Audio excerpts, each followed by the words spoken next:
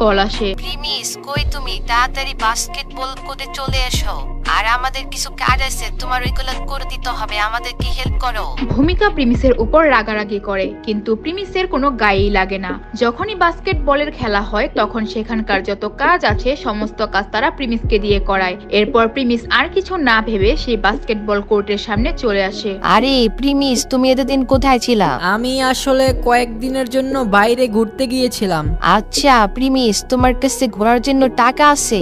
আমার তো মনে আছে লাস্টবার যখন আমরা ঘুরতে গেছিলাম তখন তুমি হোটেলের বাইরে 10 টাকা 20 টাকার জন্য ভিক্ষা করতেছিলা। আরে ভূমিকা, কেমন কথা বলতেছো? তোমার কি মনে নাই প্রিমিসের কাছে লাক্সারি একটা গাড়ি আছে?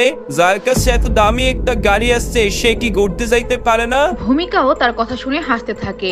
ভূমিকাও জানতে পারে প্রিমিসের কাছে যেই গাড়িটা তারা দেখেছিল সেটা অন্য একজনের ছিল, আর এই কথা আর কেউ না, প্রিমিস তাদেরকে বলেছিল।